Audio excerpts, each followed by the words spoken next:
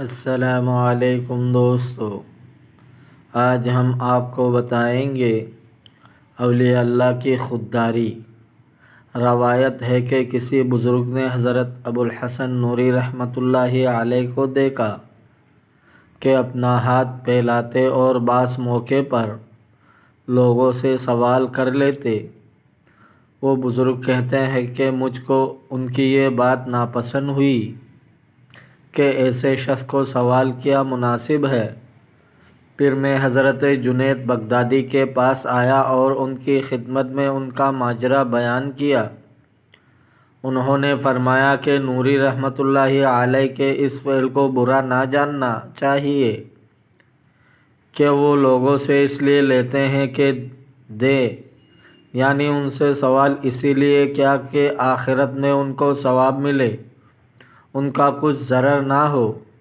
اور گویا کہ اس قول میں اشارہ ہے کہ حضور صلی اللہ علیہ وسلم کے ارشاد کی طرف کہ آپ صلی اللہ علیہ وسلم نے فرمایا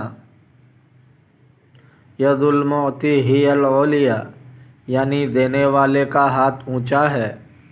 اس کے معنی بعضوں نے یہ فرمایا ہے کہ موتی کے ہاتھ سے مراد لینے والے کا ہاتھ ہے، اس واسطے کہ ثواب وہی دیتا ہے اور اعتبار ثواب ہی کا ہے، اہل کا نہیں۔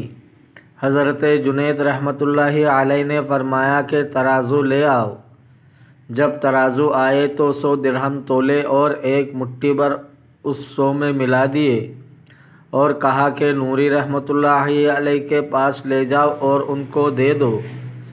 راوی کہتے ہیں کہ میں نے اپنے دل میں کہا کہ وزن تو اس لیے کیا کرتے ہیں کہ مقدار معین ہو جائے، مگر انہوں نے تو 100 کو تول کر اس میں بے گنتی پھر کیسا ملا دیے۔ یہ تو آدمی حکیم ہے۔ اور پوچھتے ہوئے مجھے حیا آئی۔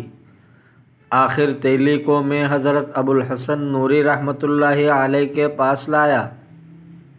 انہوں نے فرمایا کہ ترازو لاؤ۔ ترازو سے 100 درہم تول کر فرمایا کہ ان کو جنید رحمۃ اللہ علیہ کے پاس لے جاؤ اور کہنا کہ میں تم سے کچھ قبول نہیں کرتا اور اس سے جس قدر زیادہ ہے لے لیتا ہوں۔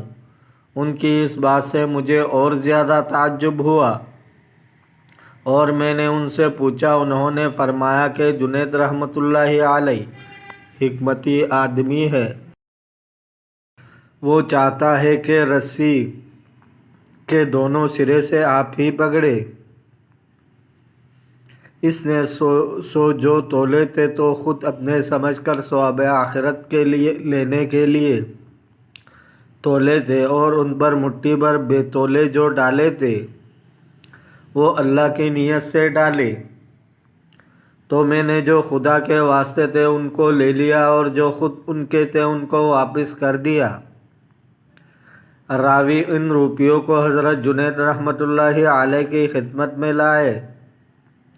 وہ رونے لگے اور فرمایا کہ نوری رحمۃ اللہ علیہ نے اپنا مال لے لیا اور ہمارا پھیر دیا۔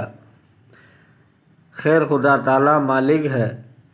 یوسف بن اسباد رحمۃ اللہ علیہ نے فرمایا کہ میں اللہ تعالی سے 3 باتیں چاہتا ہوں۔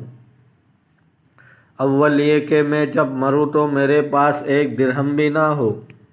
دوم یہ کہ مجھ پر کسی کا قرض نہ ہو۔ سوم یہ کہ میری ہڈی پر گوشت نہ ہو۔ کہتے ہیں کہ اللہ تعالیٰ نے یہ تینوں باتیں عطا فرمائی۔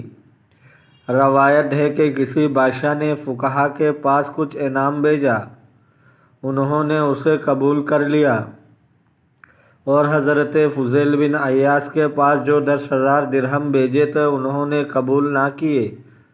ان کے بیٹوں نے ان سے عرض کیا کہ فقہا نے تو قبول کر لیا اور آپ باوجود افلاس کے پہرے دیتے ہیں۔